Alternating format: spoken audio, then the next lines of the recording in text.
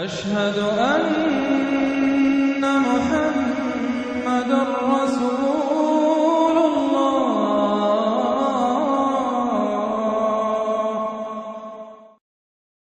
قاف نام آغاز ہی کے حرف قاف سے ماخوذ ہے، مطلب یہ کہ وہ سورہ جس کا افتتاح حرف قاف سے ہوتا ہے۔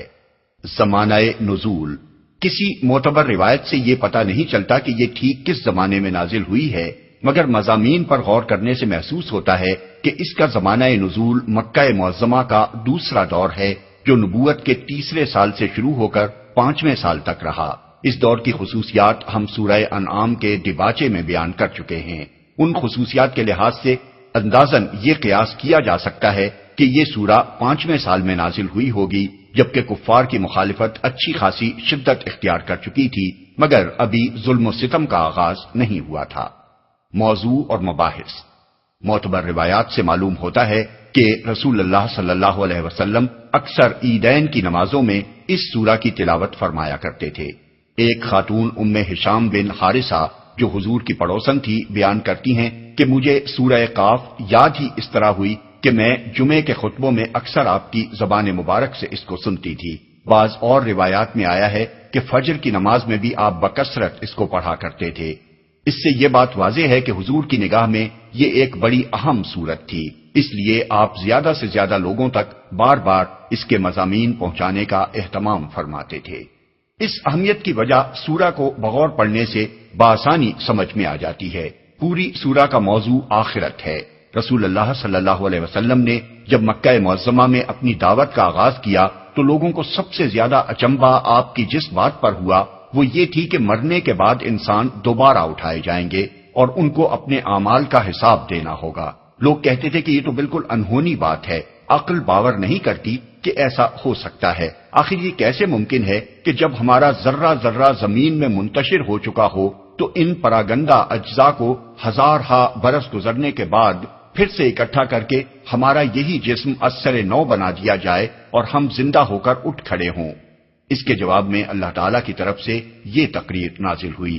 اس میں بڑے مختصر طریقے سے چھوٹے چھوٹے فقروں میں ایک طرف آخرت کے امکان اور اس کے وقوع پر دلائل دیے گئے ہیں اور دوسری طرف لوگوں کو خبردار کیا گیا ہے کہ تم خواہ تعجب کرو یا بعید از عقل سمجھو یا جھٹلاؤ، بہرحال اس سے حقیقت نہیں بدل سکتی۔ حقیقت اور قطعی اٹل حقیقت یہ ہے کہ تمہارے جسم کا ایک ایک ذرہ جو زمین میں منتشر ہوتا ہے اس کے متعلق اللہ کو معلوم ہے کہ وہ کہاں گیا ہے اور کس حال میں کس جگہ موجود ہے۔ اللہ تعالیٰ کا ایک اشارہ اس کے لیے کافی ہے کہ یہ تمام منتشر ذرات پھر جمع ہو جائیں اور تم کو اسی طرح دوبارہ بنا کھڑا کیا جائے جیسے پہلے بنایا گیا تھا۔ اسی طرح تمہارا یہ خیال کہ تم یہاں شترے بے مہار بنا کر چھوڑ دیے گئے ہو اور کسی کے سامنے تمہیں جواب دہی نہیں کرنی ہے، ایک غلط فہمی کے سوا کچھ نہیں ہے۔ امر واقعہ یہ ہے کہ اللہ تعالیٰ براہ راست خود بھی تمہارے ہر قول و فعل سے بلکہ تمہارے دل میں گزرنے والے خیالات تک سے واقف ہے، اور اس کے فرشتے بھی تم میں سے ہر شخص کے ساتھ لگے ہوئے تمام حرکات و سکنات کا ریکارڈ محفوظ کر رہے ہیں۔ جب وقت آئے گا تو ایک پکار پر تم بالکل اسی طرح نکل کھڑے ہوگے جس طرح بارش کا ایک چھینٹا پڑتے ہی زمین سے نباتات کی گونپلیں پھوٹ نکلتی ہیں۔ اس وقت یہ غفلت کا پردہ جو آج تمہاری عقل پر پڑا ہوا ہے تمہارے سامنے سے ہٹ جائے گا اور تم اپنی آنکھوں سے وہ سب کچھ دیکھ لو گے جس کا آج انکار کر رہے ہو۔ اس وقت تمہیں معلوم ہو جائے گا کہ تم دنیا میں غیر ذمہ دار نہیں تھے بلکہ ذمہ دار اور جواب دہ تھے۔ جزا و سزا، عذاب و ثواب اور جنت و دوزخ جنہیں آج فسانہ عجائب سمجھ رہے ہو، اس وقت یہ ساری چیزیں تمہاری مشہود حقیقتیں ہوں گی۔ حق سے انات کی پاداش میں اسی جہنم کے اندر پھینکے جاؤ گے جسے آج عقل سے بعید سمجھتے ہو، اور خدائے رحمان سے ڈر کر راہ راست کی طرف پلٹ آنے والے تمہاری آنکھوں کے سامنے اسی جنت میں جائیں گے جس کا ذکر سن کر آج تمہیں تعجب ہو رہا ہے۔ بسم اللہ الرحمن الرحیم۔ شروع اللہ کے نام سے جو رحمان و رحیم ہے۔ قاف والقرآن المجید بل عجبوا أن جاءهم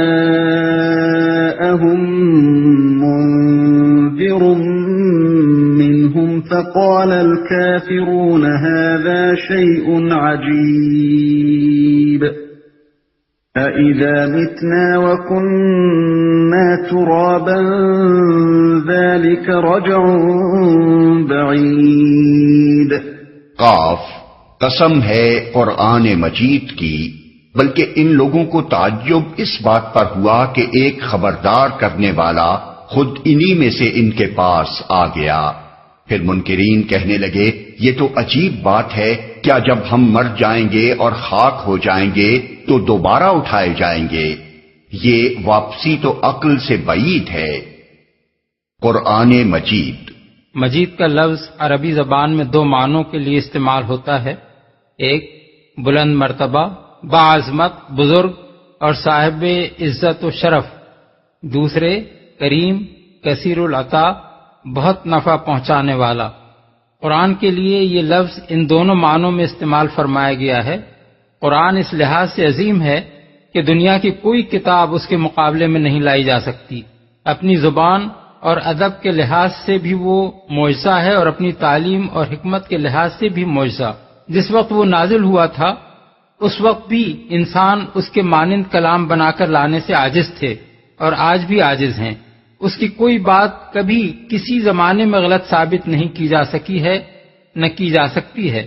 باطل نہ سامنے سے اس کا مقابلہ کر سکتا ہے، نہ پیچھے سے حملہ آور ہو کر اسے شکست دے سکتا ہے.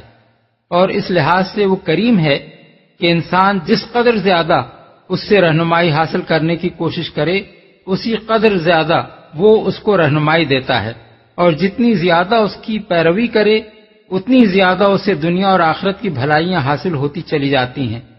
اس کے فوائد و منافع کی کوئی حد نہیں ہے جہاں جا کر انسان اس سے بے نیاز ہو سکتا ہو یا جہاں پہنچ کر اس کی نفع بخشی ختم ہو جاتی ہو.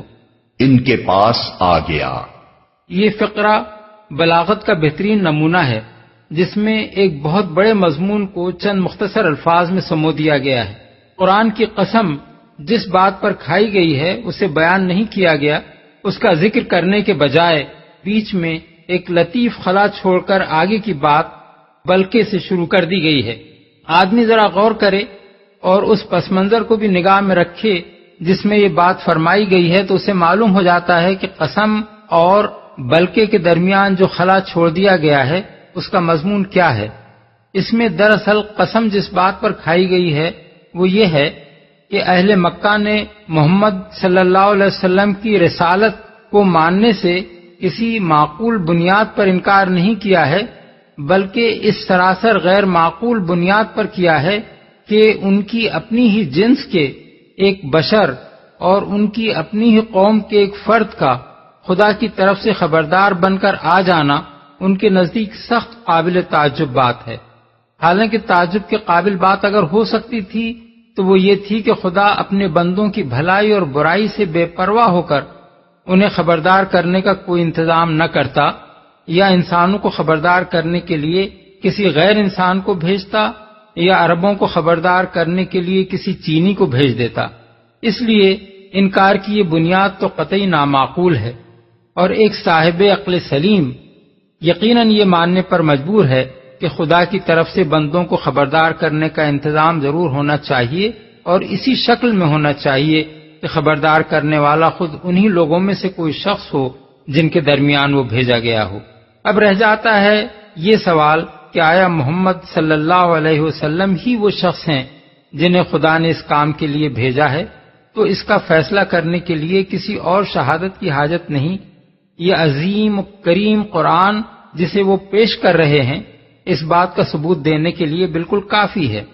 اس تشریح سے معلوم ہو جاتا ہے کہ اس آیت میں قرآن کی قسم اس بات پر کھائی گئی ہے کہ محمد صلی اللہ علیہ وسلم واقعی اللہ کے رسول ہیں اور ان کی رسالت پر کفار کا تعجب بیجا ہے اور قرآن کے مجید ہونے کو اس دعوے کے ثبوت میں پیش کیا گیا ہے.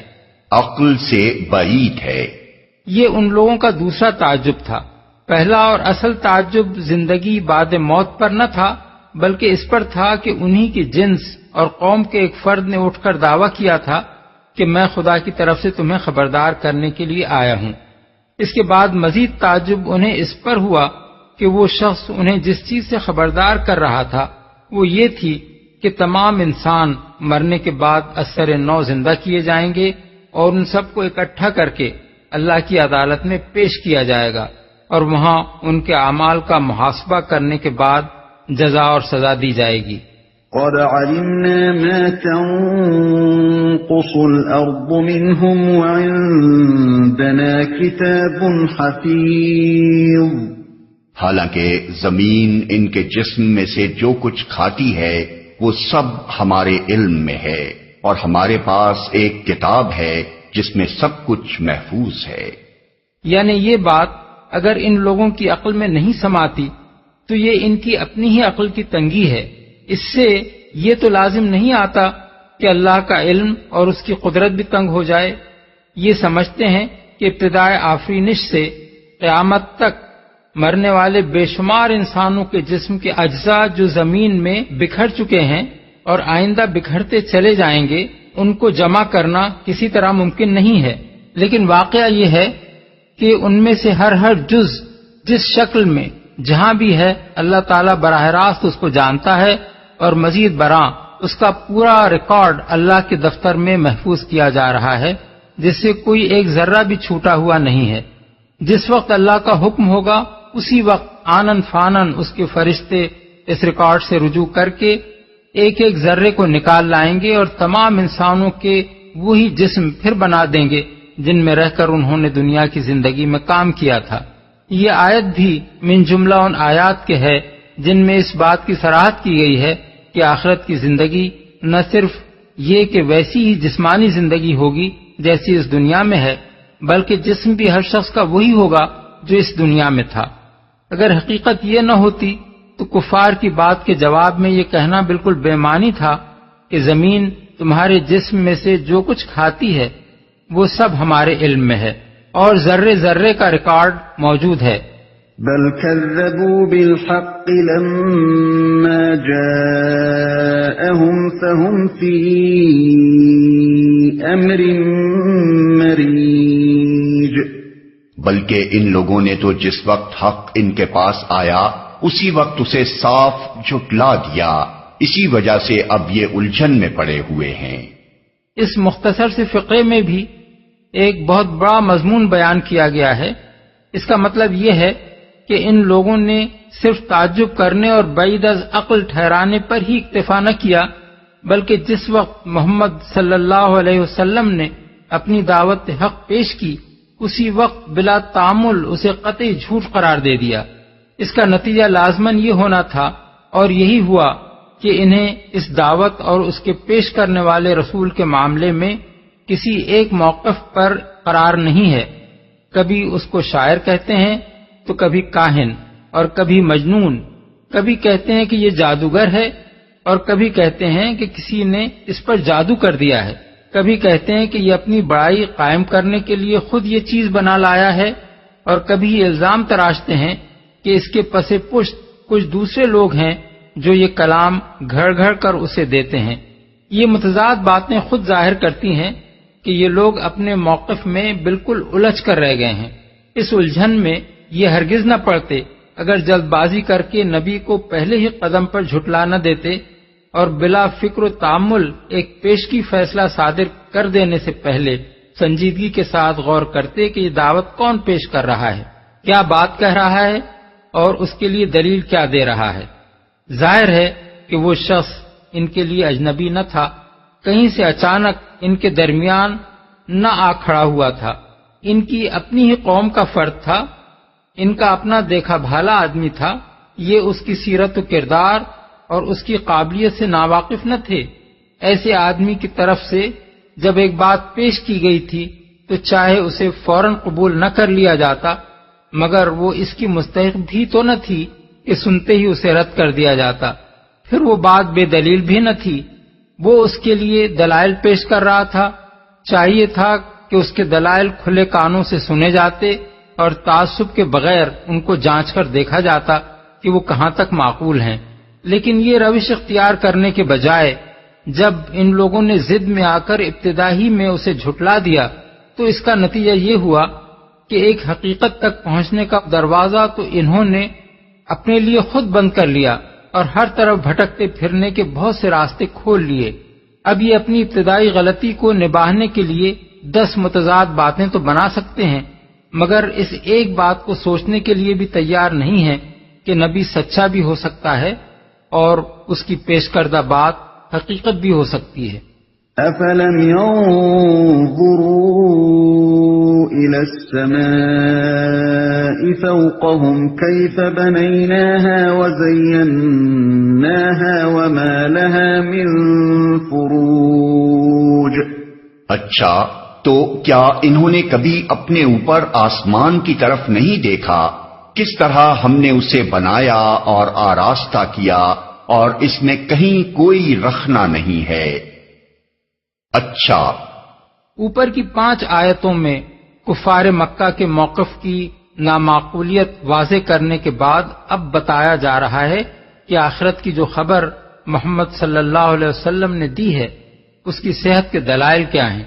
اس مقام پر یہ بات اچھی طرح سمجھ لینی چاہیے کہ کفار جن 2 باتوں پر تعجب کا اظہار کر رہے تھے ان میں سے ایک یعنی محمد صلی اللہ علیہ وسلم کی نبوت کے برحق ہونے کی 2 دلیلیں ابتدائی میں دی جا چکی ہیں۔ اول یہ کہ وہ تمہارے سامنے قرآن مجید پیش کر رہے ہیں جو ان کے نبی ہونے کا کھلا ہوا ثبوت ہے۔ دوم یہ کہ وہ تمہاری اپنی ہی جنس اور قوم اور برادری کے آدمی ہیں، اچانک آسمان سے یا کسی دوسری سرزمین سے نہیں آ گئے ہیں کہ تمہارے لیے ان کی زندگی اور سیرت و کردار کو جانچ کر یہ تحقیق کرنا مشکل ہو کہ وہ قابل اعتماد آدمی ہیں یا نہیں، اور یہ قرآن ان کا اپنا گھڑا ہوا کلام ہو بھی سکتا ہے یا نہیں۔ اس لیے ان کے دعوی نبوت پر تمہارا تعجب بیجا ہے۔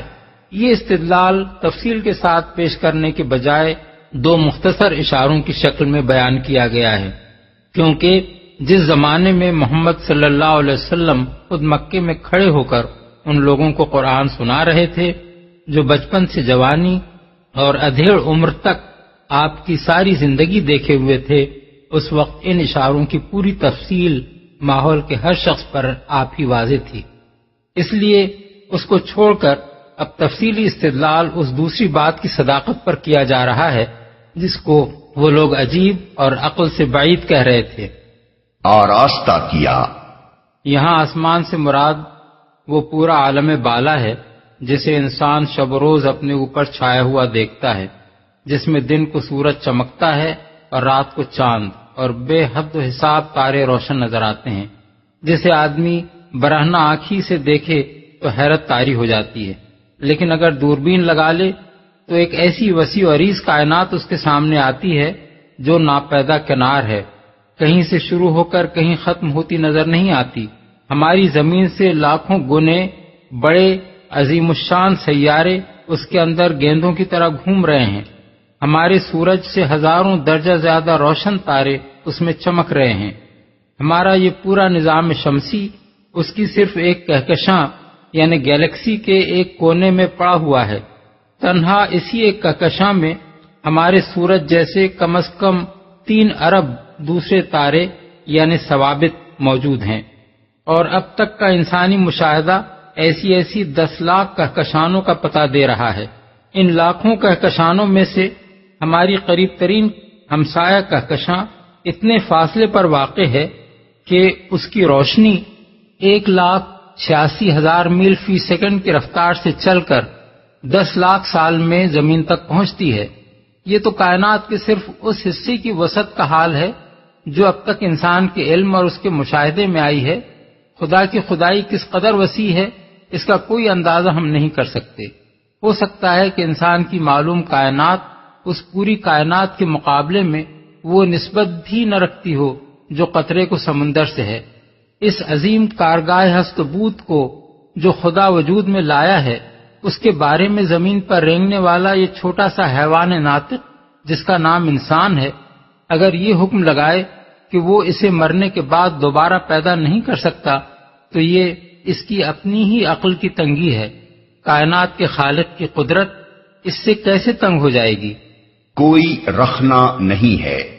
یعنی اپنی اس حیرت انگیز وسعت کے باوجود یہ عظیم الشان نظام کائنات ایسا مسلسل اور مستحکم ہے اور اس کی بندش اتنی چست ہے کہ اس میں کسی جگہ کوئی دراڑ یا شگاف نہیں ہے اور اس کا تسلسل کہیں جا کر ٹوٹ نہیں جاتا۔ اس چیز کو ایک مثال سے اچھی طرح سمجھا جا سکتا ہے۔ جدید زمانے کے ریڈیائی حیرتدانوں نے ایک کہکشانی نظام کا مشاہدہ کیا ہے جسے وہ منبع 3 جیم 295 یعنی سورس 3C 295 کے نام سے تعبیر کرتے ہیں۔ اس کے متعلق ان کا اندازہ یہ ہے کہ اس کی جو شعاعیں اب ہم تک پہنچ رہی ہیں وہ 4 ارب سال سے بھی زیادہ مدت پہلے اس میں سے روانہ ہوئی ہوں گی۔ اس بعید ترین فاصلے سے ان شعاعوں کا زمین تک پہنچنا آخر کیسے ممکن ہوتا اگر زمین اور اس کہکشاں کے درمیان کائنات کا تسلسل کسی جگہ سے ٹوٹا ہوا ہوتا اور اس کی بندش میں کہیں شگاف پڑا ہوا ہوتا۔ اللہ تعالیٰ اس حقیقت کی طرف اشارہ کر کے دراصل یہ سوال آدمی کے سامنے پیش کرتا ہے کہ میری کائنات کے اس نظام میں جب تم ایک ذرا سے رکھنے کی نشاندہی بھی نہیں کر سکتے تو میری قدرت میں اس کمزوری کا تصور کہاں سے تمہارے دماغ میں آ گیا کہ تمہاری مہلت امتحان ختم ہو جانے کے بعد تم سے حساب لینے کے لیے میں تمہیں پھر زندہ کر کے اپنے سامنے حاضر کرنا چاہوں تو نہ کر سکوں گا۔ یہ صرف امکان آخرت ہی کا ثبوت نہیں ہے بلکہ توحید کا ثبوت بھی ہے۔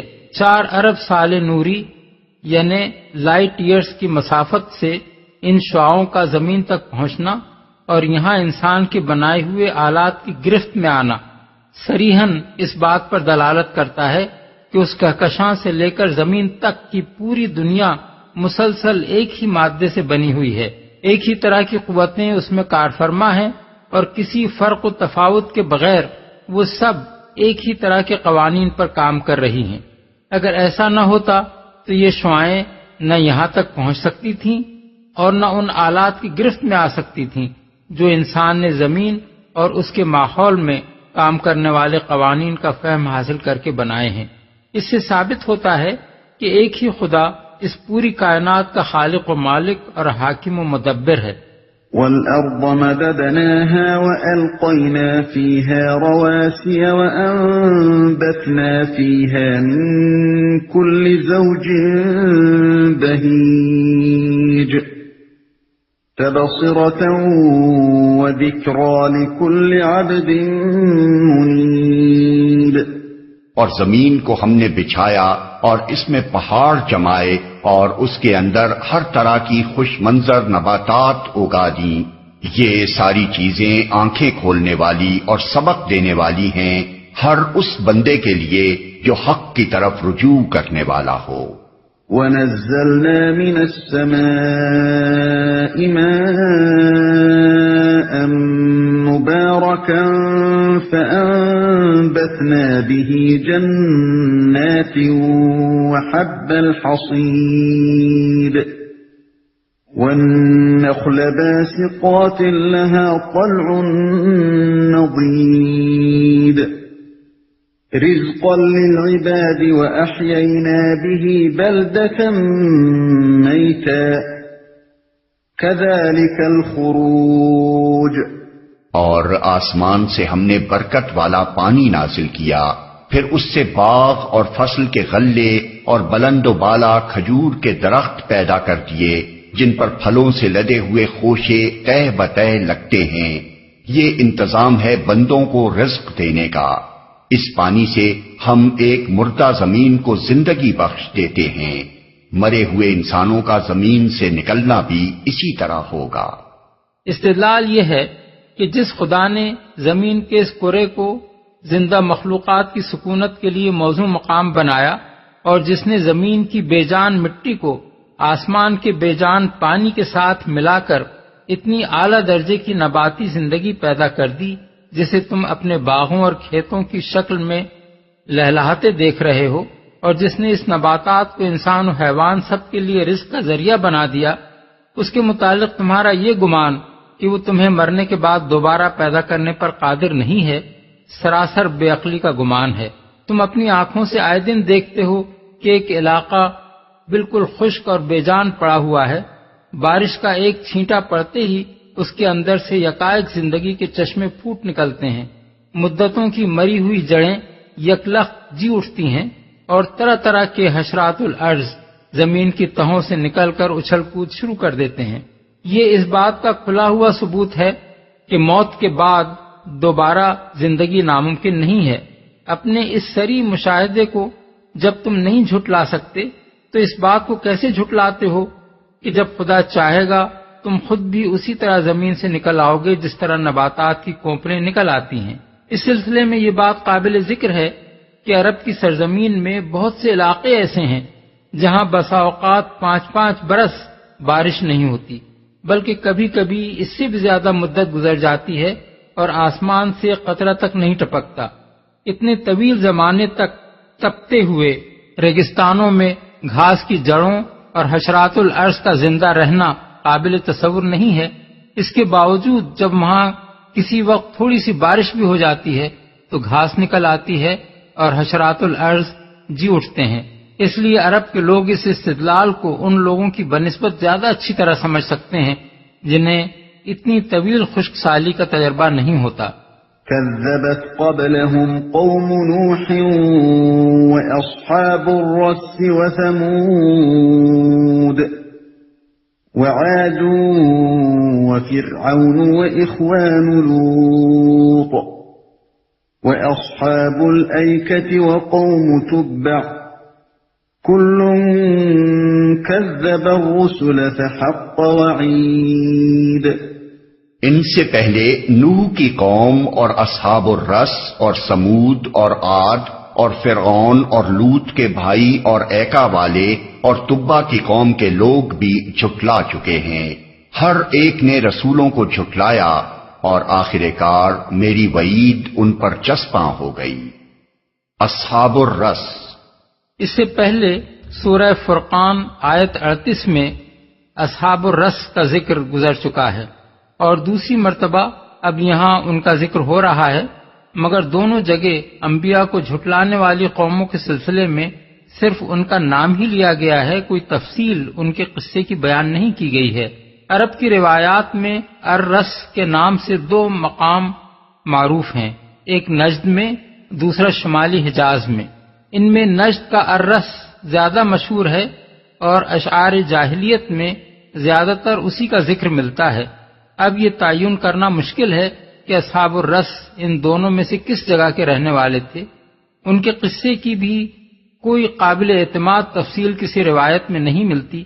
زیادہ سے زیادہ بس اتنی بات صحت کے ساتھ کہی جا سکتی ہے کہ یہ کوئی ایسی قوم تھی جس نے اپنے نبی کو کنویں میں پھینک دیا تھا، لیکن قرآن مجید میں جس طرح ان کی طرف محض ایک اشارہ کر کے چھوڑ دیا گیا ہے، اس سے خیال ہوتا ہے کہ نزول قرآن کے زمانے میں اہل عرب بالعموم اس قوم اور اس کے قصے سے واقف تھے اور بعد میں یہ روایات تاریخ میں محفوظ نہ رہ سکیں۔ فرعون، قوم فرعون کے بجائے صرف فرعون کا نام لیا گیا ہے کیونکہ وہ اپنی قوم پر اس طرح مسلط تھا کہ اس کے مقابلے میں قوم کی کوئی آزادانہ رائے اور عزیمت باقی نہیں رہی تھی۔ جس گمراہی کی طرف وہ جاتا تھا قوم اس کے پیچھے گھسٹتی چلی جاتی تھی۔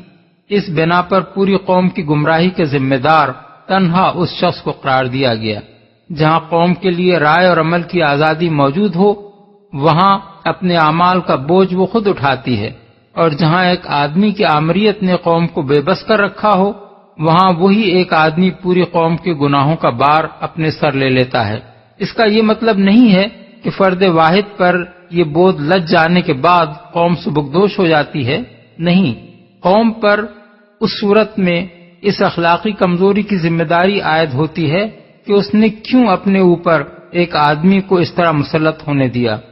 اسی چیز کی طرف سورہ زخرف آیت 54 میں اشارہ کیا گیا ہے کہ فاستخف قومہ فاطاعوہ انہم کانوا قوما فاسقین، یعنی فرعون نے اپنی قوم کو ہلکا سمجھا اور انہوں نے اس کی اطاعت کی، در حقیقت وہ تھے ہی فاسق لوگ۔ جھٹلا چکے ہیں، یعنی ان سب نے اپنے رسولوں کی رسالت کو بھی جھٹلایا اور ان کی دی ہوئی اس خبر کو بھی جھٹلایا کہ تم مرنے کے بعد پھر اٹھائے جاؤ گے۔ रसूलों को झुटलाया। اگرچہ ہر قوم نے صرف اس رسول کو جھٹلایا جو اس کے پاس بھیجا گیا تھا، مگر چونکہ وہ اس خبر کو جھٹلا رہی تھی جو تمام رسول بالاتفاق پیش کرتے رہے ہیں، اس لیے ایک رسول کو جھٹلانا در حقیقت تمام رسولوں کو جھٹلا دینا تھا۔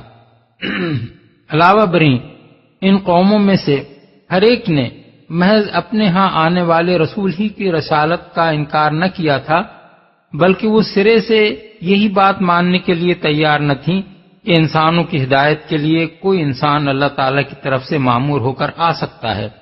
اس لیے وہ نفس رسالت کی منکر تھیں، اور ان میں سے کسی کا جرم بھی صرف ایک رسول کی تکذیب تک محدود نہ تھا۔ وعید ان پر چسپاں ہو گئی۔ یہ آخرت کے حق میں تاریخی استدلال ہے۔ اس سے پہلے کی 6 آیتوں میں امکان آخرت کے دلائل دیے گئے تھے، اور اب ان آیات میں عرب اور اس کے گرد و پیش کی قوموں کے تاریخی انجام کو اس بات کی دلیل کے طور پر پیش کیا گیا ہے کہ آخرت کا جو عقیدہ تمام انبیاء علیہم السلام پیش کرتے رہے ہیں وہی حقیقت کے عین مطابق ہے، کیونکہ اس کا انکار جس قوم نے بھی کیا وہ شدید اخلاقی بگاڑ میں مبتلا ہو کر رہی، اور آخر کار خدا کے عذاب نے آ کر اس کے وجود سے دنیا کو پاک کیا۔ آخرت کے انکار اور اخلاق کے بگاڑ کا یہ لزوم جو تاریخ کے دوران میں مسلسل نظر آ رہا ہے، اس امر کا صریح ثبوت ہے کہ انسان فی الواقع اس دنیا میں غیر ذمہ دار اور غیر جواب دہ بنا کر نہیں چھوڑ دیا گیا ہے، بلکہ اسے لازماً اپنی مہلت عمل ختم ہونے کے بعد اپنے اعمال کا حساب دینا ہے۔ اسی لیے تو جب کبھی وہ اپنے آپ کو غیر ذمہ دار سمجھ کر دنیا میں کام کرتا ہے، اس کی پوری زندگی تباہی کے راستے پر چل پڑتی ہے۔ کسی کام سے اگر پے در پے غلط نتائج برآمد ہوتے چلے جائیں تو یہ اس بات کی کھلی علامت ہے کہ وہ کام حقیقت سے متصادم ہو رہا ہے۔ أفعينا بالخلق الأول بل هم في لبس من خلق جديد۔ کیا پہلی بار کی تخلیق سے ہم عاجز تھے؟ مگر ایک نئی تخلیق کی طرف سے یہ لوگ شک میں پڑے ہوئے ہیں۔ یہ آخرت کے حق میں عقلی استدلال ہے۔ جو شخص خدا کا منکر نہ ہو اور حماقت کی اس حد تک نہ پہنچ گیا ہو کہ اس منظم کائنات اور اس کے اندر انسان کی پیدائش کو محض ایک اتفاقی حادثہ قرار دینے لگے، اس کے لیے یہ مانے بغیر چارہ نہیں ہے کہ خدا ہی نے ہمیں اور اس پوری کائنات کو پیدا کیا ہے۔ اب یہ امر واقعہ کہ ہم اس دنیا میں زندہ موجود ہیں اور زمین و آسمان کا یہ سارا کارخانہ ہماری آنکھوں کے سامنے چل رہا ہے، آپ ہی اس بات کا صریح ثبوت ہے کہ خدا ہمیں اور اس کائنات کو پیدا کرنے سے عاجز نہ تھا۔ اس کے بعد اگر کوئی شخص یہ کہتا ہے کہ قیامت برپا کرنے کے بعد وہی خدا ایک دوسرا نظام عالم نہ بنا سکے گا اور موت کے بعد وہ ہمیں دوبارہ پیدا نہ کر سکے گا تو وہ محض خلاف عقل بات کہتا ہے۔ خدا عاجز ہوتا تو پہلے ہی پیدا نہ کر سکتا۔ جب وہ پہلے پیدا کر چکا ہے اور اسی تخلیق کی بدولت ہم خود وجود میں آئے بیٹھے ہیں تو یہ فرض کر لینے کے لیے آخر کیا معقول بنیاد ہو سکتی ہے کہ اپنی ہی بنائی ہوئی چیز کو توڑ کر پھر بنا دینے سے وہ عاجز ہو جائے گا۔ وَلَقَدْ خَلَقْنَا الْإِنسَانَ وَنَعْلَمُ مَا تُوَسْوِسُ بِهِ نَفْسُهُ وَنَحْنُ أَقْرَبُ إِلَيْهِ مِنْ حَبْلِ الْوَرِيدِ۔ ہم نے انسان کو پیدا کیا ہے اور اس کے دل میں ابھرنے والے وسوسوں تک کو ہم جانتے ہیں، ہم اس کی رگے گردن سے بھی زیادہ اس سے قریب ہیں۔ ہم نے آخرت کے دلائل بیان کرنے کے بعد اب یہ فرمایا جا رہا ہے کہ تم چاہے اس آخرت کو مانو یا اس کا انکار کرو، بہرحال اس کو آنا ہے، اور یہ ایک ایسا امر واقعہ ہے جو تمہارے انکار کے باوجود پیش آ کر رہے گا۔ انبیاء کی پیش کی تنبیہ کو مان کر اس وقت کے لیے پہلے سے تیاری کر لو گے تو اپنا بھلا کرو گے، نہ مانو گے تو خود ہی اپنی شامت بلاؤ گے۔ تمہارے نہ ماننے سے آخرت آتے آتے رک نہیں جائے گی اور خدا کا قانون عدل معطل نہ ہو جائے گا۔ رگے گردن سے بھی زیادہ اس سے قریب ہیں، یعنی ہماری قدرت اور ہمارے علم نے انسان کو اندر اور باہر سے اس طرح گھیر رکھا ہے کہ اس کی رگے گردن بھی اس سے اتنی قریب نہیں ہے جتنا ہمارا علم اور ہماری قدرت اس سے قریب ہے۔ اس کی بات سننے کے لیے ہمیں کہیں سے چل کر نہیں آنا پڑتا، اس کے دل میں آنے والے خیالات تک کو ہم براہ راست جانتے ہیں۔ اسی طرح اگر اسے پکڑنا ہوگا تو ہم کہیں سے آ کر اس کو نہیں پکڑیں گے، وہ جہاں بھی ہے ہر وقت ہماری گرفت میں ہے، جب چاہیں گے اسے دھر لیں گے۔ إذ يتلقى المتلقيان عن اليمين وعن الشمال قعيد ما يلفظ من قول إلا لديه رقيب عتيد۔ اور ہمارے اس براہ راست علم کے علاوہ دو کاتب اس کے دائیں اور بائیں بیٹھے ہر چیز ثبت کر رہے ہیں، کوئی لفظ اس کی زبان سے نہیں نکلتا جسے محفوظ کرنے کے لیے ایک حاضر باش نگراں موجود نہ ہو۔ یعنی ایک طرف تو ہم خود براہ راست انسان کی حرکات و سکنات اور اس کے خیالات کو جانتے ہیں، دوسری طرف ہر انسان پر دو فرشتے مامور ہیں جو اس کی ایک ایک بات کو نوٹ کر رہے ہیں، اور اس کا کوئی قول و فعل ان کے ریکارڈ سے نہیں چھوٹتا۔ اس کے معنی یہ ہیں کہ جس وقت اللہ تعالیٰ کی عدالت میں انسان کی پیشی ہوگی، اس وقت اللہ کو خود بھی معلوم ہوگا کہ کون کیا کر کے آیا ہے، اور اس پر شہادت دینے کے لیے دو گواہ بھی موجود ہوں گے جو اس کے اعمال کا دستاویزی ثبوت لا کر سامنے رکھ دیں گے۔ یہ دستاویزی ثبوت کس نوعیت کا ہوگا، اس کا ٹھیک ٹھیک تصور کرنا تو ہمارے لیے مشکل ہے، مگر جو حقائق آج ہمارے سامنے آ رہے ہیں انہیں دیکھ کر یہ بات بالکل یقینی معلوم ہوتی ہے کہ جس فضا میں انسان رہتا اور کام کرتا ہے، اس میں ہر طرف اس کی آوازیں، اس کی تصویریں اور اس کی حرکات و سکنات کے نقوش ذرے ذرے پر ثبت ہو رہے ہیں، اور ان میں سے ہر چیز کو بعینہ ہی انہی شکلوں اور آوازوں میں دوبارہ اس طرح پیش کیا جا سکتا ہے کہ اصل اور نقل میں ذرہ برابر فرق نہ ہو۔ انسان یہ کام نہایت ہی محدود پیمانے پر آلات کی مدد سے کر رہا ہے، لیکن خدا کے فرشتے نہ ان آلات کے محتاج ہیں نہ ان قیود سے مقید۔ انسان کا اپنا جسم اور اس کے گرد و پیش کی ہر چیز ان کی ٹیپ اور ان کی فلم ہے، جس پر وہ ہر آواز اور ہر تصویر کو اس کی نازک ترین تفصیلات کے ساتھ جوں کی توں ثبت کر سکتے ہیں، اور قیامت کے روز آدمی کو اس کے اپنے کانوں سے، اس کی اپنی آواز میں اس کی وہ باتیں سنوا سکتے ہیں جو وہ دنیا میں کرتا تھا، اور اس کی اپنی آنکھوں سے اس کے اپنے تمام کرتوتوں کی چلتی پھرتی تصویریں دکھا سکتے ہیں جن کی صحت سے انکار کرنا اس کے لیے ممکن نہ رہے۔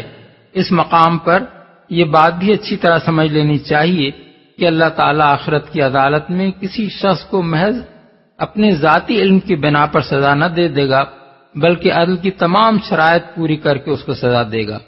اسی لیے دنیا میں ہر شخص کے اقوال و افعال کا مکمل ریکارڈ تیار کرایا جا رہا ہے تاکہ اس کی کارگزاریوں کا پورا ثبوت ناقابل انکار شہادتوں سے فراہم ہو جائے۔ وَجَاءَتْ سَكْرَةُ الْمَوْتِ بِالْحَقِّ ذَلِكَ مَا كُنْتَ مِنْهُ تَحِيدُ۔ پھر دیکھو وہ موت کی جانکنی حق لے کر آ پہنچی، یہ وہی چیز ہے جس سے تو بھاگتا تھا۔ موت کی جانکنی حق لے کر آ پہنچی۔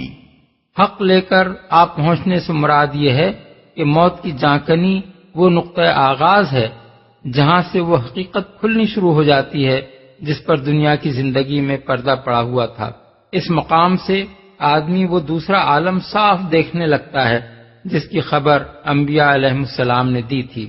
یہاں آدمی کو یہ بھی معلوم ہو جاتا ہے کہ آخرت بالکل برحق ہے، اور یہ حقیقت بھی اس کو معلوم ہو جاتی ہے کہ زندگی کے اس دوسرے مرحلے میں وہ نیک بخت کی حیثیت سے داخل ہو رہا ہے یا بدبخت کی حیثیت سے، جس سے تو بھاگتا تھا۔ یعنی یہ وہی حقیقت ہے جس کو ماننے سے تو کنی کتراتا تھا۔ تو چاہتا تھا کہ دنیا میں بے نتھے بیل کی طرح چھوٹا پھرے اور مرنے کے بعد کوئی دوسری زندگی نہ ہو جس میں تجھے اپنے اعمال کا خمیازہ بھگتنا پڑے۔ اسی لیے آخرت کے تصور سے تو دور بھاگتا تھا اور کسی طرح یہ ماننے کے لیے تیار نہ تھا کہ کبھی یہ عالم بھی برپا ہونا ہے۔ اب دیکھ لے یہ وہی دوسرا عالم تیرے سامنے آ رہا ہے۔ ونفخ في الصور ذلك يوم الوعید، اور پھر سور پھونکا گیا، یہ ہے وہ دن جس کا تجھے خوف دلایا جاتا تھا۔ اس سے مراد وہ نفخ صور ہے جس کے ساتھ ہی تمام مرے ہوئے لوگ دوبارہ حیات جسمانی پا کر اٹھ کھڑے ہوں گے۔ وجاءت كل نفس معها سائق وشهيد، ہر شخص اس حال میں آ گیا کہ اس کے ساتھ ایک ہانک کر لانے والا ہے اور ایک گواہی دینے والا۔ اغلب یہ ہے کہ اس سے مراد وہی دو فرشتے ہیں جو دنیا میں اس شخص کے قول و عمل کا ریکارڈ مرتب کرنے کے لیے مامور رہے تھے۔ قیامت کے روز جب سور کی آواز بلند ہوتے ہی ہر انسان اپنے مرقد سے اٹھے گا تو فوراً وہ دونوں فرشتے آ کر اسے اپنے چارج میں لے لیں گے۔ ایک اسے عدالت گاہ خداوندی کی طرف ہانکتا ہوا لے چلے گا اور دوسرا اس کا نامہ اعمال ساتھ لیے ہوئے ہوگا۔ لقد كنت في غفلة من هذا فكشفنا عنك غطاءك فبصرك اليوم حديد، اس چیز کی طرف سے تو غفلت میں تھا، ہم نے وہ پردہ ہٹا دیا جو تیرے آگے پڑا ہوا تھا، اور آج تیری نگاہ خوب تیز ہے۔ یعنی اب تو تجھے خوب نظر آ رہا ہے کہ وہ سب کچھ یہاں موجود ہے جس کی خبر خدا کے نبی تجھے دیتے تھے۔ وقال قرينه هذا ما لدي عتيد، القيا في جهنم كل كفار عنيد مناع للخير معتد مريد الذي جعل مع الله إلها آخر فألقياه في العذاب الشديد۔ اس کے ساتھی نے عرض کیا، یہ جو میری سپردگی میں تھا حاضر ہے، حکم دیا گیا پھینک دو جہنم میں ہر کٹے کافر کو جو حق سے اناد رکھتا تھا، خیر کو روکنے والا اور حد سے تجاوز کرنے والا تھا، شک میں پڑا ہوا تھا اور اللہ کے ساتھ کسی دوسرے کو خدا بنائے بیٹھا تھا، ڈال دو اسے سخت عذاب میں، یہ جو میری سپردگی میں تھا حاضر ہے۔ بعض مفسرین نے اس کا مطلب یہ بیان کیا ہے کہ ساتھی سے مراد وہ فرشتہ ہے جسے آیت نمبر 21 میں گواہی دینے والا فرمایا گیا ہے۔ وہ کہے گا کہ یہ اس شخص کا نامہ اعمال میرے پاس تیار ہے۔ کچھ دوسرے مفسرین کہتے ہیں کہ ساتھی سے مراد وہ شیطان ہے جو دنیا میں اس شخص کے ساتھ لگا ہوا تھا۔ وہ عرض کرے گا کہ یہ شخص جس کو میں نے اپنے قابو میں کر کے جہنم کے لیے تیار کیا تھا اب آپ کی خدمت میں حاضر ہے۔ مگر سیاق و سباق سے زیادہ مناسبت رکھنے والی تفسیر وہ ہے جو قتادہ اور ابن زید سے منقول ہے۔ وہ کہتے ہیں کہ ساتھی سے مراد ہانک کر لانے والا فرشتہ ہے اور وہی عدالت الہی میں پہنچ کر عرض کرے گا کہ یہ شخص جو میری سپردگی میں تھا سرکار کی پیشی میں حاضر ہے۔ پھینک دو جہنم میں، اصل الفاظ ہیں القیا فی جہنم، پھینک دو جہنم میں تم دونوں۔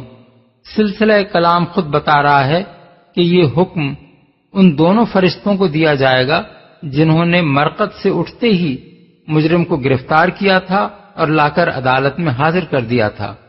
کٹے کافر، اصل میں لفظ کفار استعمال ہوا ہے جس کے دو معنی ہیں، ایک سخت ناشکرا، دوسرے سخت منکر حق۔ خیر کو روکنے والا، خیر کا لفظ عربی زبان میں مال کے لیے بھی استعمال ہوتا ہے اور بھلائی کے لیے بھی۔ پہلے معنی کے لحاظ سے مطلب یہ ہے کہ وہ اپنے مال میں سے کسی کا حق ادا نہ کرتا تھا، نہ خدا کا نہ بندوں کا۔ دوسرے معنی کے لحاظ سے مطلب یہ ہوگا کہ وہ بھلائی کے راستے سے خود ہی رک جانے پر اکتفا نہ کرتا تھا بلکہ دوسروں کو بھی اس سے روکتا تھا۔ دنیا میں خیر کے لیے سد راہ بنا ہوا تھا، اپنی ساری قوتیں اس کام میں صرف کر رہا تھا کہ نیکی کسی طرح پھیلنے نہ پائے۔ تجاوز کرنے والا تھا، یعنی اپنے ہر کام میں اخلاق کی حدیں توڑ دینے والا تھا، اپنے مفاد اور اپنی اغراض اور خواہشات کی خاطر سب کچھ کر گزرنے کے لیے تیار تھا، حرام طریقوں سے مال سمیٹتا اور حرام راستوں میں صرف کرتا تھا، لوگوں کے حقوق پر دست درازیاں کرتا تھا، نہ اس کی زبان کسی حد کی پابند تھی، نہ اس کے ہاتھ کسی ظلم اور زیادتی سے رکتے تھے، بھلائی کے راستے میں صرف رکاوٹیں ڈالنے ہی پر بس نہ کرتا تھا بلکہ اس سے آگے بڑھ کر بھلائی اختیار کرنے والوں کو ستاتا تھا اور بھلائی کے لیے کام کرنے والوں پر ستم ڈھاتا تھا۔ شک میں پڑا ہوا تھا۔ اصل میں لفظ مریب استعمال ہوا ہے جس کے دو معنی ہیں، ایک شک کرنے والا، دوسرے شک میں ڈالنے والا، اور دونوں ہی معنی یہاں مراد ہیں۔ مطلب یہ ہے کہ وہ خود شک میں پڑا ہوا تھا اور دوسروں کے دلوں میں شکوک ڈالتا تھا۔ اس کے نزدیک اللہ اور آخرت اور ملائکہ اور رسالت اور وحی غرض دین کی سب صداقتیں مشکوک تھیں، حق کی جو بات بھی انبیاء کی طرف سے پیش کی جاتی تھی اس کے خیال میں وہ قابل یقین نہ تھی، اور یہی بیماری وہ اللہ کے دوسرے بندوں کو لگاتا پھرتا تھا۔ جس شخص سے بھی اس کو سابقہ پیش آتا اس کے دل میں وہ کوئی نہ کوئی شک اور کوئی نہ کوئی وسوسہ ڈال دیتا۔ ڈال دو اسے سخت عذاب میں۔ ان آیات میں اللہ تعالیٰ نے وہ صفات گن کر بتا دی ہیں جو انسان کو جہنم کا مستحق بنانے والی ہیں۔ نمبر 1 انکار حق، 2 خدا کی ناشکری، 3 حق اور اہل حق سے عناد، 4 بھلائی کے راستے میں سد راہ بننا، 5 اپنے مال سے خدا اور بندوں کے حقوق ادا نہ کرنا، 6 اپنے معاملات میں حدود سے تجاوز کرنا، 7 لوگوں پر ظلم اور زیادتیاں کرنا، 8 دین کی صداقتوں پر شک کرنا، 9 دوسروں کے دلوں میں شکوک ڈالنا، اور 10 اللہ کے ساتھ کسی دوسرے کو خدائی میں شریک ٹھہرانا۔ قال قرينه ربنا ما أطغيته ولكن كان في ضلال بعيد۔ اس کے ساتھی نے عرض کیا، خداوندا میں نے اس کو سرکش نہیں بنایا بلکہ یہ خود ہی پرلے درجے کی گمراہی میں پڑا ہوا تھا۔ یہاں فہوائے کلام خود بتا رہا ہے کہ ساتھی سے مراد وہ شیطان ہے جو دنیا میں اس شخص کے ساتھ لگا ہوا تھا، اور یہ بات بھی انداز بیان ہی سے مترشح ہوتی ہے کہ وہ شخص اور اس کا شیطان دونوں خدا کی عدالت میں ایک دوسرے سے جھگڑ رہے ہیں۔ وہ کہتا ہے کہ حضور یہ ظالم میرے پیچھے پڑا ہوا تھا اور اسی نے آخر کار مجھے گمراہ کر کے چھوڑا، اس لیے سزا اس کو ملنی چاہیے۔ اور شیطان جواب میں کہتا ہے کہ سرکار میرا اس پر کوئی زور تو نہیں تھا، یہ سرکش نہ بننا چاہتا ہو اور میں نے زبردستی اس کو سرکش بنا دیا ہو، یہ کمبخت تو خود نیکی سے نفور اور بدی پر فریفتہ تھا، اسی لیے انبیاء کی کوئی بات اسے پسند نہ آئی اور میری ترغیبات پر یہ پھسلتا چلا گیا۔ قال لا تختصموا لدي وقد قدمت إليكم بالوعيد ما يبدل القول لدي وما أنا بظلام للعبيد۔ جواب میں ارشاد ہوا، میرے حضور جھگڑا نہ کرو، میں تم کو پہلے ہی انجام بد سے خبردار کر چکا تھا، میرے ہاں بات پلٹی نہیں جاتی اور میں اپنے بندوں پر ظلم توڑنے والا نہیں ہوں، خبردار کر چکا تھا۔ یعنی تم دونوں ہی کو میں نے متنبع کر دیا تھا کہ تم میں سے جو بہکائے گا وہ کیا سزا پائے گا اور جو بہکے گا اسے کیا خمیازہ بھگتنا پڑے گا۔ میری اس تنبیہ کے باوجود جب تم دونوں اپنے اپنے حصے کا جرم کرنے سے باز نہ آئے تو اب جھگڑا کرنے سے حاصل کیا ہے؟ بہکنے والے کو بہکنے کی اور بہکانے والے کو بہکانے کی سزا تو اب لازماً ملنی ہی ہے۔ بات پلٹی نہیں جاتی، یعنی فیصلے بدلنے کا دستور میرے ہاں نہیں ہے۔ تم کو جہنم میں پھینک دینے کا جو حکم میں دے چکا ہوں وہ اب واپس نہیں لیا جا سکتا، اور نہ اس قانون ہی کو بدلا جا سکتا ہے جس کا اعلان میں نے دنیا میں کر دیا تھا کہ گمراہ کرنے اور گمراہ ہونے کی کیا سزا آخرت میں دی جائے گی۔ ظلم توڑنے والا نہیں ہوں۔ اصل میں لفظ ظلام استعمال ہوا ہے جس کے معنی بہت بڑے ظالم کے ہیں۔ اس کا یہ مطلب نہیں ہے کہ میں اپنے بندوں کے حق میں ظالم تو ہوں مگر بہت بڑا ظالم نہیں ہوں، بلکہ اس کا مطلب یہ ہے کہ اگر میں خالق اور رب ہو کر اپنی ہی پروردہ مخلوق پر ظلم کروں تو بہت بڑا ظالم ہوں گا۔ اس لیے میں سرے سے کوئی ظلم بھی اپنے بندوں پر نہیں کرتا۔ یہ سزا جو میں تم کو دے رہا ہوں یہ ٹھیک ٹھیک وہی سزا ہے جس کا مستحق تم نے اپنے آپ کو خود بنایا ہے۔ تمہارے استحقاق سے رتی بھر بھی زیادہ سزا تمہیں نہیں دی جا رہی ہے۔ میری عدالت بے لاگ انصاف کی عدالت ہے، یہاں کوئی شخص کوئی ایسی سزا نہیں پا سکتا جس کا وہ فی الحقیقت مستحق نہ ہو اور جس کے لیے اس کا استحقاق بالکل یقینی شہادتوں سے ثابت نہ کر دیا گیا ہو۔ يوم نقول لجهنم هل امتلأت وتقول هل من مزید، وہ دن جبکہ ہم جہنم سے پوچھیں گے کیا تو بھر گئی، اور وہ کہے گی کیا اور کچھ ہے۔ اس کے دو مطلب ہو سکتے ہیں، ایک یہ کہ میرے اندر اب مزید آدمیوں کی گنجائش نہیں ہے، دوسرے یہ کہ اور جتنے مجرم بھی ہیں انہیں لے آئیے۔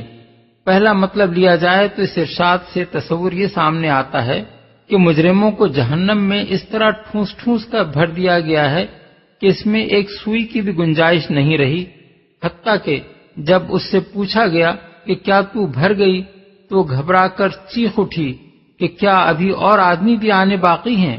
دوسرا مطلب لیا جائے تو یہ تصور ذہن میں پیدا ہوتا ہے کہ جہنم کا غیظ اس وقت مجرموں پر کچھ اس بری طرح بھڑکا ہوا ہے کہ وہ حل میں مزید کا مطالبہ کیے جاتی ہے اور چاہتی ہے کہ آج کوئی مجرم اس سے چھوٹنے نہ پائے۔ یہاں یہ سوال پیدا ہوتا ہے کہ جہنم سے اللہ تعالیٰ کے اس خطاب اور اس کے جواب کی نوعیت کیا ہے؟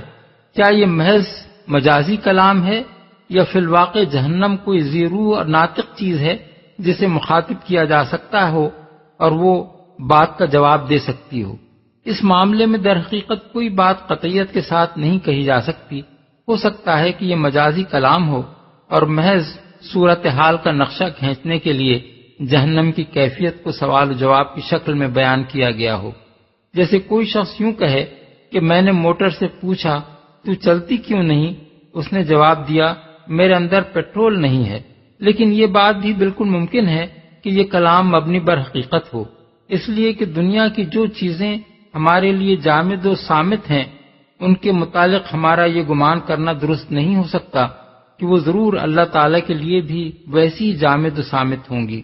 خالق اپنی ہر مخلوق سے کلام کر سکتا ہے اور اس کی ہر مخلوق اس کے کلام کا جواب دے سکتی ہے، خواہ ہمارے لیے اس کی زبان کتنی ہی ناقابل فہم ہو۔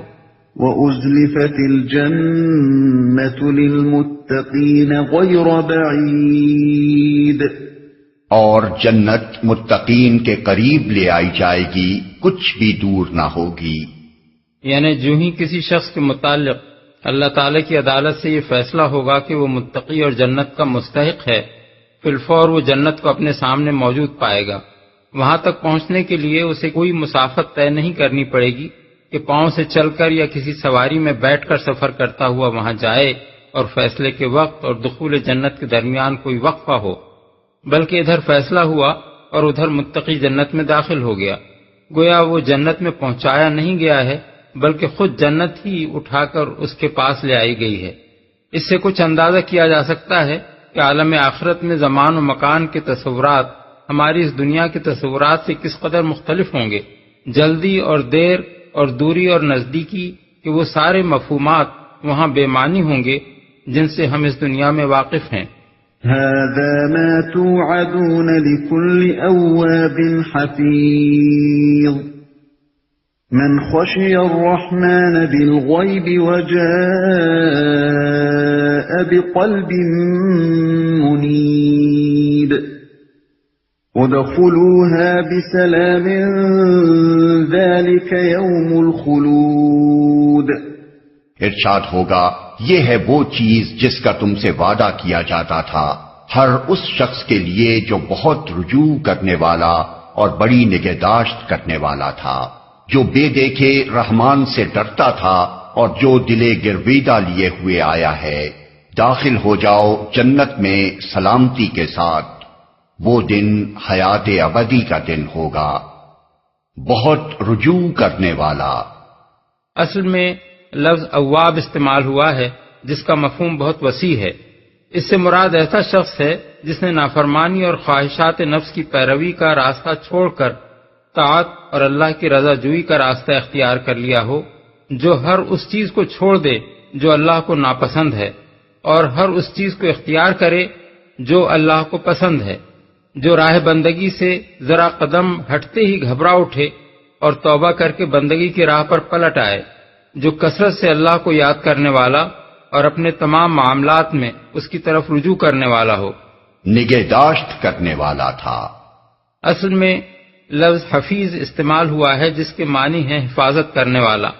اس سے مراد ایسا شخص ہے جو اللہ کے حدود اور اس کے فرائض اور اس کی حرمتوں اور اس کی سپرد کی ہوئی امانتوں کی حفاظت کرے، جو ان حقوق کی نگہداشت کرے جو اللہ کی طرف سے اس پر عائد ہوتے ہیں، جو اس عہد و پیمان کی نگہداشت کرے جو ایمان لا کر اس نے اپنے رب سے کیا ہے، جو اپنے اوقات اور اپنی قوتوں اور محنتوں اور کوششوں کی پاسبانی کرے کہ ان میں سے کوئی چیز غلط کاموں میں ضائع نہ ہو، جو توبہ کر کے اس کی حفاظت کرے اور اسے پھر نہ ٹوٹنے دے، جو ہر وقت اپنا جائزہ لے کر دیکھتا رہے کہ کہیں میں اپنے قول یا فعل میں اپنے رب کی نافرمانی تو نہیں کر رہا ہوں۔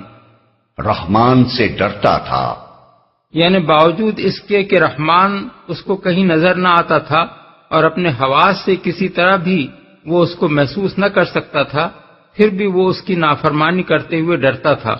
اس کے دل پر دوسری محسوس طاقتوں اور علانیہ نظر آنے والی زوراور ہستیوں کے خوف کی بنسبت اس اندیکھے رحمان کا خوف زیادہ غالب تھا، اور یہ جانتے ہوئے بھی کہ وہ رحمان ہے، اس کی رحمت کے بھروسے پر وہ گناہگار نہیں بنا بلکہ ہمیشہ اس کی ناراضی سے ڈرتا ہی رہا۔ اس طرح یہ آیت مومن کی دو اہم اور بنیادی خوبیوں کی طرف اشارہ کرتی ہے، ایک یہ کہ وہ محسوس نہ ہونے اور نظر نہ آنے کے باوجود خدا سے ڈرتا ہے، دوسرے یہ کہ وہ خدا کی صفت رحمت سے اچھی طرح واقف ہونے کے باوجود گناہوں پر جری نہیں ہوتا۔ یہی دو خوبیاں اسے اللہ کے ہاں قدر کا مستحق بناتی ہیں۔ اس کے علاوہ اس میں ایک اور لطیف نکتہ بھی ہے جسے امام رازی نے بیان کیا ہے، وہ یہ کہ عربی زبان میں ڈر کے لیے خوف اور خشیت دو لفظ استعمال ہوتے ہیں جن کے مفہوم میں ایک باریک فرق ہے۔ خوف کا لفظ بالعموم اس ڈر کے لیے استعمال ہوتا ہے جو کسی کی طاقت کے مقابلے میں اپنی کمزوری کے احساس کی بنا پر آدمی کے دل میں پیدا ہو، اور خشیت اس ہیبت کے لیے بولتے ہیں جو کسی کی عظمت کے تصور سے آدمی کے دل پر طاری ہو۔ یہاں خوف کے بجائے خشیت کا لفظ استعمال فرمایا گیا ہے جس سے یہ بتانا مقصود ہے کہ مومن کے دل میں اللہ کا ڈر محض اس کی سزا کے خوف ہی سے نہیں ہوتا بلکہ اس سے بھی بڑھ کر اللہ کی عظمت و بزرگی کا احساس اس پر ہر وقت ایک ہیبت طاری کیے رکھتا ہے۔ دلے گرویدہ لیے ہوئے آیا ہے۔ اصل الفاظ ہیں قلب منیب، لے کر آیا ہے۔ منیب انابت سے ہے جس کے معنی ایک طرف رخ کرنے اور بار بار اسی کی طرف پلٹنے کے ہیں، جیسے قطب نما کی سوئی ہمیشہ قطب ہی کی طرف رخ کیے رہتی ہے اور آپ خواہ کتنا ہی ہلائیں جلائیں وہ ہر پھر کر پھر قطب ہی کی سمت میں آ جاتی ہے۔ پس قلب منیب سے مراد ایسا دل ہے جو ہر طرف سے رخ پھیر کر ایک اللہ کی طرف مڑ گیا اور پھر زندگی بھر جو احوال بھی اس پر گزرے ان میں وہ بار بار اسی کی طرف پلٹتا رہا۔ اسی مفہوم کو ہم نے دل گرویدہ کے الفاظ سے ادا کیا ہے۔ اس سے معلوم ہوا کہ اللہ کے ہاں اصلی قدر اس شخص کی ہے جو محض زبان سے نہیں بلکہ پورے خلوص کے ساتھ سچے دل سے اسی کا ہو کر رہ جائے۔ جنت میں سلامتی کے ساتھ۔ اصل الفاظ ہیں ادخلوها بسلام۔ سلام کو اگر سلامتی کے معنی میں لیا جائے تو اس کا مطلب یہ ہے کہ ہر قسم کے رنج و غم اور فکر اور آفات سے محفوظ ہو کر اس جنت میں داخل ہو جاؤ، اور اگر اسے سلام ہی کے معنی میں لیا جائے تو مطلب یہ ہوگا کہ آؤ اس جنت میں اللہ اور اس کے ملائکہ کی طرف سے تم کو سلام ہے۔ ان آیات میں اللہ تعالیٰ نے وہ صفات بتا دی ہیں جن کی بنا پر کوئی شخص جنت کا مستحق ہوتا ہے، اور وہ ہیں نمبر 1 تقوی، 2 رجوع الی اللہ، 3 اللہ سے اپنے تعلق کی نگہداشت، 4 اللہ کو دیکھے بغیر اور اس کی رحیمی پر یقین رکھنے کے باوجود اس سے ڈرنا، اور 5 قلب منیب لیے ہوئے اللہ کے ہاں پہنچنا، یعنی مرتے دم تک انابت کی روش پر قائم رہنا۔ لهم ما يشاءون فيها ولدينا مزيد۔ وہاں ان کے لیے وہ سب کچھ ہوگا جو وہ چاہیں گے، اور ہمارے پاس اس سے زیادہ بھی بہت کچھ ان کے لیے ہے۔ یعنی جو کچھ وہ چاہیں گے وہ تو ان کو ملے گا ہی، مگر اس پر مزید ہم انہیں وہ کچھ بھی دیں گے جس کا کوئی تصور تک ان کے ذہن میں نہیں آیا ہے کہ وہ اس کے حاصل کرنے کی خواہش کریں۔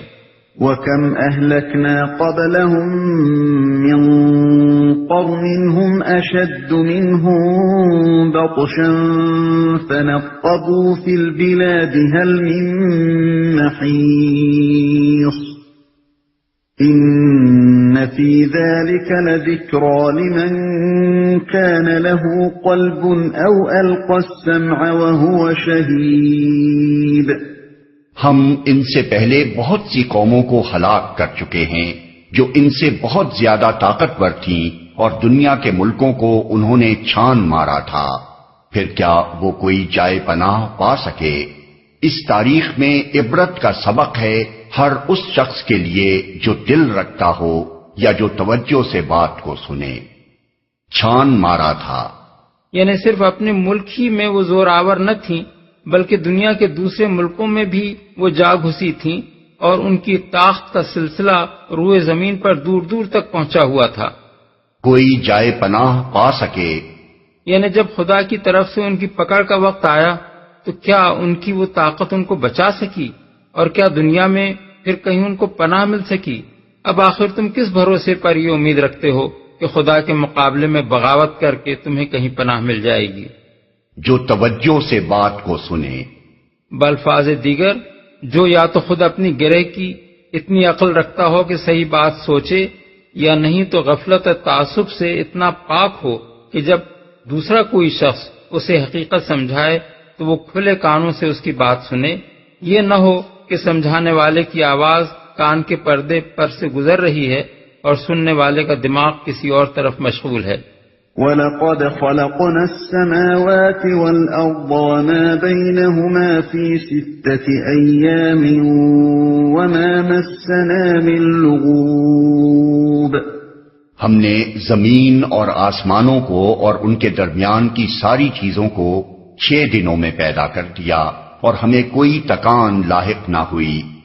فاصبر على ما يقولون وسبح بحمد ربك قبل طلوع الشمس وقبل الغروب ومن الليل فسبحه وأدبار السجود۔ پس اے نبی، جو باتیں یہ لوگ بناتے ہیں ان پر صبر کرو، اور اپنے رب کی حمد کے ساتھ اس کی تسبیح کرتے رہو، طلوع آفتاب اور غروب آفتاب سے پہلے اور رات کے وقت پھر اس کی تسبیح کرو، اور سجدہ ریزیوں سے فارغ ہونے کے بعد بھی صبر کرو۔ یعنی امر واقعہ یہ ہے کہ یہ پوری کائنات ہم نے 6 دن میں بنا ڈالی ہے، اور اس کو بنا کر ہم تھک نہیں گئے ہیں کہ اس کی تعمیر نو کرنا ہمارے بس میں نہ رہا ہو۔ اب اگر یہ نادان لوگ تم سے زندگی بعد موت کی خبر سن کر تمہارا مذاق اڑاتے ہیں اور تمہیں دیوانہ قرار دیتے ہیں تو اس پر صبر کرو، ٹھنڈے دل سے ان کی ہر بیہودہ بات کو سنو، اور جس حقیقت کے بیان کرنے پر تم مامور کیے گئے ہو اسے بیان کرتے چلے جاؤ۔ اس آیت میں ضمناً ایک لطیف طنز یہود و نصارہ پر بھی ہے، جن کی بائبل میں یہ افسانہ گھڑا گیا ہے کہ خدا نے 6 دنوں میں زمین و آسمان کو بنایا اور 7ویں دن آرام کیا۔ پیدائش باب 2 آیت 2۔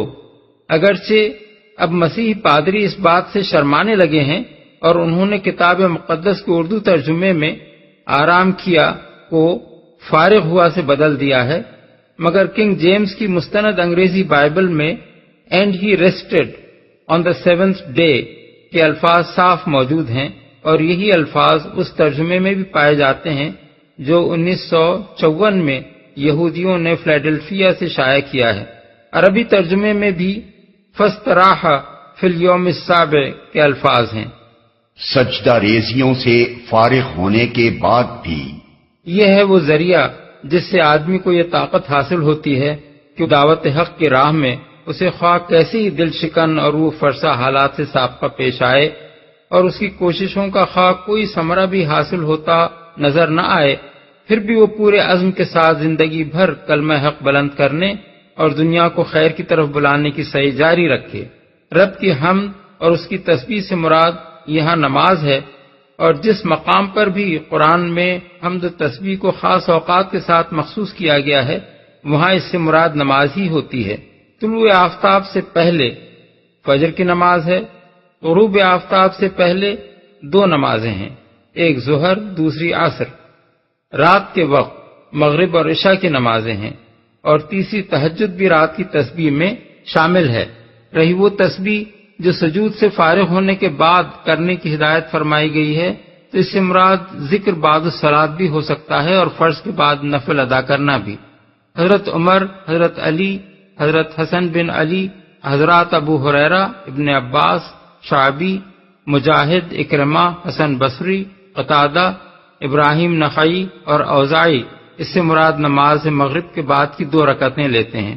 حضرت عبداللہ بن عمرو بن العاص اور ایک روایت کے مطابق حضرت عبداللہ بن عباس کا بھی یہ خیال ہے کہ اس سے مراد ذکر بعد الصلاۃ ہے، اور ابن زید کہتے ہیں کہ اس ارشاد کا مقصود یہ ہے کہ فرائض کے بعد بھی نوافل ادا کیے جائیں۔ صحیحین میں حضرت ابو ہریرہ کی روایت ہے کہ ایک مرتبہ غریب مہاجرین نے حاضر ہو کر عرض کیا، یا رسول اللہ، مالدار لوگ تو بڑے درجے لوٹ لے گئے۔ حضور نے فرمایا، کیا ہوا؟ انہوں نے عرض کیا، وہ بھی نمازیں پڑھتے ہیں جیسے ہم پڑھتے ہیں، اور روزے رکھتے ہیں جیسے ہم رکھتے ہیں، مگر وہ صدقہ کرتے ہیں اور ہم نہیں کر سکتے، وہ غلام آزاد کرتے ہیں اور ہم نہیں کر سکتے۔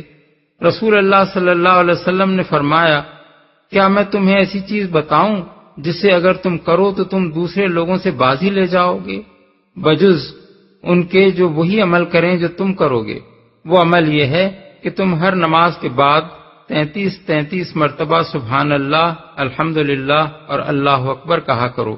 کچھ مدت کے بعد ان لوگوں نے عرض کیا کہ ہمارے مالدار بھائیوں نے بھی یہ بات سن لی ہے اور وہ بھی یہی عمل کرنے لگے ہیں۔ اس پر آپ نے فرمایا، ذالک فضل اللہ یؤتیہ من یشاء۔ ایک روایت میں ان کلمات کی تعداد 33 کے بجائے 10 بھی منقول ہوئی ہے۔ حضرت زید بن ثابت کی روایت ہے کہ رسول اللہ صلی اللہ علیہ وسلم نے ہم کو ہدایت فرمائی تھی کہ ہم ہر نماز کے بعد 33 مرتبہ سبحان اللہ اور الحمدللہ کہا کریں اور 34 مرتبہ اللہ اکبر کہیں۔ بعد میں ایک انصاری نے عرض کیا، میں نے خواب میں دیکھا ہے کہ کوئی کہتا ہے اگر تم 25 مرتبہ یہ 3 کلمے کہو اور پھر 25 مرتبہ لا الہ الا اللہ کہو تو یہ زیادہ بہتر ہوگا۔ حضور نے فرمایا، اچھا اسی طرح کیا کرو۔ احمد، نسائی، دارمی۔ حضرت ابو سعید خدری کہتے ہیں کہ رسول اللہ صلی اللہ علیہ وسلم نماز سے فارغ ہو کر جب پلٹتے تھے تو میں نے آپ کو یہ الفاظ کہتے سنا ہے، سبحان ربک رب العزت عما یصفون والسلام علی المرسلین والحمد للہ رب العالمین۔ احکام القرآن للجساس۔ اس کے علاوہ بھی ذکر بعد الصلاۃ کی متعدد صورتیں رسول اللہ صلی اللہ علیہ وسلم سے منقول ہوئی ہیں۔ جو حضرات قرآن مجید کی ہدایت پر عمل کرنا چاہیں وہ مشکات باب الذکر بعد الصلاۃ میں سے کوئی ذکر جو ان کے دل کو سب سے زیادہ لگے چھانٹ کر یاد کر لیں اور اس کا التزام کریں۔ رسول اللہ صلی اللہ علیہ وسلم کے اپنے بتائے ہوئے ذکر سے بہتر اور کون سا ذکر ہو سکتا ہے، مگر یہ خیال رکھیں کہ ذکر سے اصل مقصود چند مخصوص الفاظ کو زبان سے گزار دینا نہیں ہے، بلکہ ان معانی کو ذہن میں تازہ اور مستحکم کرنا ہے جو ان الفاظ میں بیان کیے گئے ہیں۔ اس لیے جو ذکر بھی کیا جائے اس کے معنی اچھی طرح سمجھ لینے چاہیے اور پھر معنی کے استحضار کے ساتھ ذکر کرنا چاہیے۔ وَاسْتَمِعْ يَوْمَ يُنَادِ الْمُنَادِ مِن مَّكَانٍ قَرِيبٍ يوم يسمعون الصيحة بالحق ذلك يوم الخروج اور سنو جس دن منادی کرنے والا ہر شخص کے قریب ہی سے پکارے گا، جس دن سب لوگ آوازۂ حشر کو ٹھیک ٹھیک سن رہے ہوں گے، وہ زمین سے مردوں کے نکلنے کا دن ہوگا، قریب ہی سے پکارے گا۔ یعنی جو شخص جہاں مرا پڑا ہوگا یا جہاں بھی دنیا میں اس کی موت واقع ہوئی تھی، وہیں خدا کے منادی کی آواز اس کو پہنچے گی کہ اٹھو اور چلو اپنے رب کی طرف اپنا حساب دینے کے لیے۔ یہ آواز کچھ اس طرح کی ہوگی کہ روئے زمین کے چپے چپے پر جو شخص بھی زندہ ہو کر اٹھے گا وہ محسوس کرے گا کہ پکارنے والے نے کہیں قریب ہی سے اس کو پکارا ہے۔ ایک ہی وقت میں پورے کرۂ ارض پر ہر جگہ یہ آواز یکساں سنائی دے گی۔ اس سے بھی کچھ اندازہ ہو سکتا ہے کہ عالم آخرت میں زمان و مکان کے اعتبارات ہماری موجودہ دنیا کی بنسبت کس قدر بدلے ہوئے ہوں گے اور کیسی قوتیں کس طرح کے قوانین کے مطابق وہاں کار فرما ہوں گی۔ ٹھیک ٹھیک سن رہے ہوں گے۔ اصل الفاظ ہیں یسمعون الصیحۃ بالحق۔ اس کے دو معنی ہو سکتے ہیں، ایک یہ کہ سب لوگ امر حق کی پکار کو سن رہے ہوں گے، دوسرے یہ کہ آواز حشر کو ٹھیک ٹھیک سن رہے ہوں گے۔ پہلے معنی کے لحاظ سے مطلب یہ ہے کہ لوگ اسی امر حق کی پکار کو اپنے کانوں سے سن رہے ہوں گے جس کو دنیا میں وہ ماننے کے لیے تیار نہ تھے، جس سے انکار کرنے پر انہیں اصرار تھا اور جس کی خبر دینے والے پیغمبروں کا وہ مذاق اڑایا کرتے تھے۔ دوسرے معنی کے لحاظ سے مطلب یہ ہے کہ وہ یقینی طور پر یہ آواز حشر سنیں گے، انہیں خود معلوم ہو جائے گا کہ یہ کوئی وہم نہیں ہے بلکہ واقعی یہ آواز حشر ہی ہے۔ کوئی شبہ انہیں اس امر میں نہ رہے گا کہ جس حشر کی انہیں خبر دی گئی تھی وہ آ گیا ہے اور یہ اسی کی پکار بلند ہو رہی ہے۔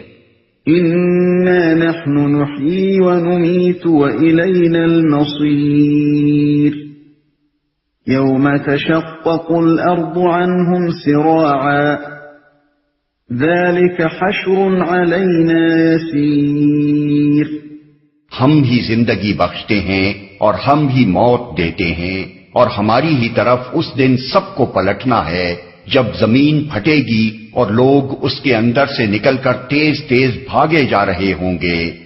یہ حشر ہمارے لیے بہت آسان ہے۔ یہ جواب ہے کفار کی اس بات کا جو آیت نمبر 3 میں نقل کی گئی ہے۔ وہ کہتے تھے بھلا یہ کیسے ہو سکتا ہے کہ جب ہم مر کر خاک ہو چکے ہوں اس وقت ہمیں پھر سے زندہ کر کے اٹھا کھڑا کیا جائے؟ یہ واپسی تو بعید از عقل و امکان ہے۔ ان کی اسی بات کے جواب میں فرمایا گیا ہے کہ یہ حشر یعنی سب اگلے پچھلے انسانوں کو بیک وقت زندہ کر کے جمع کر لینا ہمارے لیے بالکل آسان ہے۔ ہمارے لیے یہ معلوم کرنا کچھ مشکل نہیں ہے کہ کس شخص کی خاک کہاں پڑی ہے۔ ہمیں یہ جاننے میں بھی کوئی دقت نہیں پیش آئے گی کہ ان بکھرے ہوئے ذرات میں سے زید کے ذرات کون سے ہیں اور بکر کے ذرات کون سے۔ ان سب کو الگ الگ سمیٹ کر ایک ایک آدمی کا جسم پھر سے بنا دینا اور اس جسم میں اسی شخصیت کو اثر نو پیدا کر دینا جو پہلے اس میں رہ چکی تھی ہمارے لیے کوئی بڑا محنت طلب کام نہیں ہے، بلکہ ہمارے ایک اشارے سے یہ سب کچھ آنن فانن ہو سکتا ہے۔ وہ تمام انسان جو آدم کے وقت سے قیامت تک دنیا میں پیدا ہوئے ہیں ہمارے ایک حکم پر بڑی آسانی سے جمع ہو سکتے ہیں۔ تمہارا چھوٹا سا دماغ اسے بعید سمجھتا ہو تو سمجھا کرے، خالق کائنات کی قدرت سے یہ بعید نہیں ہے۔ نحن اعلم بما يقولون وما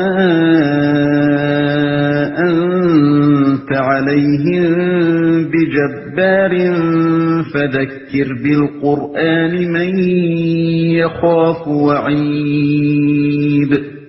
اے نبی، جو باتیں یہ لوگ بنا رہے ہیں انہیں ہم خوب جانتے ہیں اور تمہارا کام ان سے جبراً بات منوانا نہیں ہے، بس تم اس قرآن کے ذریعے سے ہر اس شخص کو نصیحت کر دو جو میری تنبیہ سے ڈرے۔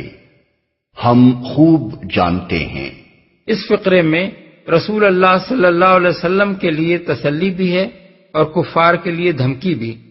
حضور کو مخاطب کر کے فرمایا جا رہا ہے کہ تم پر جو باتیں یہ لوگ بنا رہے ہیں ان کی قطعاً پرواہ نہ کرو، ہم سب کچھ سن رہے ہیں اور ان سے نمٹنا ہمارا کام ہے۔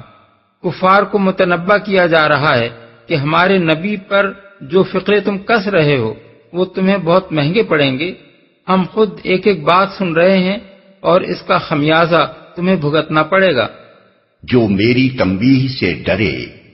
اس کا یہ مطلب نہیں ہے کہ نبی صلی اللہ علیہ وسلم جبراً لوگوں سے اپنی بات منوانا چاہتے تھے اور اللہ تعالیٰ نے آپ کو اس سے روک دیا، بلکہ دراصل یہ بات حضور کو مخاطب کر کے کفار کو سنائی جا رہی ہے۔ گویا ان سے یہ کہا جا رہا ہے کہ ہمارا نبی تم پر جبار بنا کر تو نہیں بھیجا گیا ہے، اس کا کام زبردستی تمہیں مومن بنانا نہیں ہے کہ تم نہ ماننا چاہو اور وہ جبراً تم سے منوائے۔ اس کی ذمہ داری تو بس اتنی ہے کہ جو متنبہ کرنے سے ہوش میں آ جائے اسے قرآن سنا کر حقیقت سمجھا دے۔ اب اگر تم نہیں مانتے تو نبی تم سے نہیں نمٹے گا بلکہ ہم تم سے نمٹیں گے۔